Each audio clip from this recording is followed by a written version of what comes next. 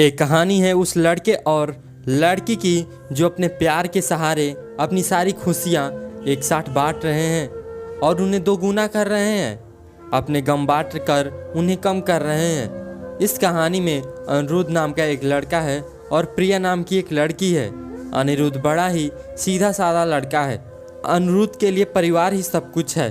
अनिरुद्ध अपने परिवार के लिए कुछ भी कर सकता है, इसलिए वह दिन रात मेहनत करता है और दिन रात मन लगाकर पढ़ाई करता है, साथ ही साथ कुछ काम करता है जिससे कुछ पैसे कमा सके। अनिरुद्ध दिन रात मेहनत इसलिए करता है ताकि वह पढ़ लिख कर कुछ कर सके, बड़ा आदमी बन सके और अपने परिवार का नाम रोशन करे। अनिरुद्ध की यही ख्वाहिश थी कि वह अपने माँ बाप को वह खुशियाँ दे जिसके वह हकदार हैं। अनिरुद्ध इंजीनियरिंग करता था, साथ ही साथ वह पार्ट टाइम जॉब भी करता था। अनिरुद्ध चाहता था कि वह बहुत बड़ा आदमी बने, उसे अपने कैरियर में सक्सेस मिले ताकि आगे चलकर उससे उसके परिवार को किसी भी तरह की मुसीबत का सामना न करना पड़े। अनिरुद्ध रोज की तरह अपने ऑफिस जा रहा था। वहां आज उसके ऑफिस में एक प्रिया नाम की लड़की ने न्यू ज्वाइनिंग की होती है। प्रिया को देखते ही अनिरुद्ध को प्यार हो जाता है और पहली नज़र वाला प्यार। प्रिया भी अनिरुद्ध की तरह सीधी साधी लड़की होती है जिसके लिए उसका परिवार और उसका फ्यूचर ही सब कुछ है। वह अपने माँ बाप का हाथ बटाने के लिए पढ़ाई के साथ साथ पार्ट टाइम जॉब भी करती थी। प्रिया लेकिन अनिरुद्ध से थोड़ी अलग थी। अनिरुद्ध अपने माँ बाप के कहने पर चलता है, जैसा वह कहते हैं वह वैसा ही करता है। लेकिन प्रिया अपने सपनों को जीना चाहती है, वह अपने सपने को पूरा करना चाहती है। उसका जो दिल चाहता है वह वही करती है। उसने कभी दुनिया की जिक्र नहीं की, लेकिन उसके परिवार की पूरी सोच उसके सपनों के आड़े आ गए। इसलिए प्रिया अपने सपने अब तक जी नहीं पा रही थी, पर उसके मन में अभी आशा जगी हुई थी। उसका भगवान में काफ़ी विश्वास था। उसे यकीन था कि एक न एक दिन उसके सपने जरूर पूरे होंगे।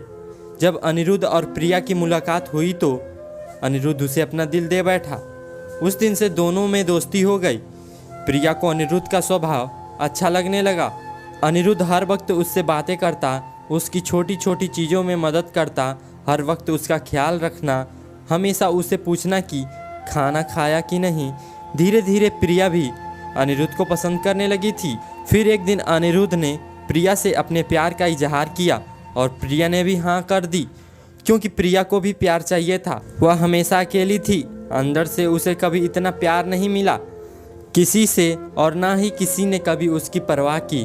अनिरुद्ध का ऐसा स्वभाव, प्यार भरा और परवाह करने वाला देखकर प्रिया ने उसके प्यार को कबूल किया और अपने प्यार का इजहार भी किया। इसी तरह दोनों एक साथ घूमते मिलते, एक साथ बातें करते और अपने प्यार की खुशियों में पल समेटते रहते। प्यार में मीठी तकरार होती रहती। इनके बीच की तकरार हुई पर उन्होंने एक दूसरे को समझाकर एक दूसरे को संभाल लिया और हमेशा एक दूसरे का साथ दिया।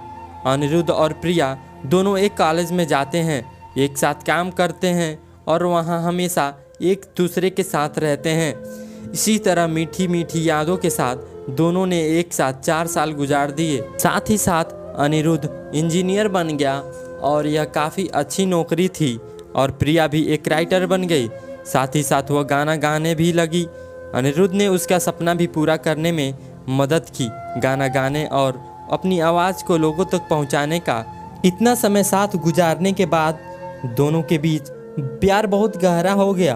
दोनों एक दूसरे के बिना अब जी नहीं सकते थे। दोनों एक दूसरे के दिल के धड़कन बन चुके थे। दोनों ने सोचा कि वह अब अपने घर वालों को उनके रिश्ते के बारे में बताएंगे। जब दोनों ने यह बात अपने घर में बताई तो दोनों के घर वालों ने इस रिश्ते को इनकार कर दिया। इन दोनों के कास्ट एक नहीं थे, दोनों अलग अलग कास्ट के थे। उनके परिवार वालों को यह मंजूर नहीं था कि उनके बच्चे उनके खिलाफ जाकर, उनके बिरादरी के खिलाफ जाकर, अपनी कास्ट के खिलाफ जाकर किसी और से शादी करें। उन दोनों के परिवार वालों ने उनका मिलना, फ़ोन पे बातें करना सब बंद करा दिया। दोनों एक दूसरे को देख नहीं पा रहे थे। दोनों को एक दूसरे की याद तड़पा रही थी। दोनों एक दूसरे को मिलने के लिए बेचैन थे। अनिरुद्ध जो अपने परिवार की इतनी इज्जत करता है, जिसके लिए वह कुछ भी कर सकता है, जिन्हें कभी दुखी नहीं देख सकता, अब अपने परिवार की खातिर उसने प्रिया को भूलने का फैसला कर लिया। प्रिया को अपने प्यार और भगवान पे पूरा भरोसा था। उसे यकीन था कि वह एक ना एक दिन अनिरुद्ध के साथ होगी, इसलिए उसने अपनी हिम्मत नहीं हारी। उसने बहुत कुछ किया अनिरुद्ध को पाने के लिए। रोज़ सुबह भगवान को प्रणाम करती प्रिया अकेले ही अपने परिवार के लिए बड़ी उम्मीद कायम रखी थी। भगवान पे भरोसा रखा और एक दिन उसके परिवार वाले मान गए। काफ़ी कुछ प्रिया ने सहा, काफ़ी गीले शिकवे हुए, नाराज़गी हुई, लेकिन आखिरकार उसके सच्चे प्यार की जीत हुई।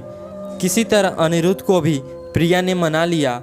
उन दोनों के प्यार के वास्ते और उनके साथ को देखकर उनके परिवार वाले राजी हो गए इस रिश्ते के लिए।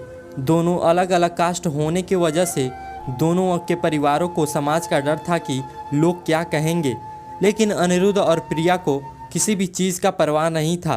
दोनों ये बात अब समझ चुके थे कि उनके प्यार के सामने कोई भी बड़ी चीज़ नहीं है और वो अपने प्यार के सहारे कोई भी लड़ाई लड़ सकते हैं और जीत भी सकते हैं।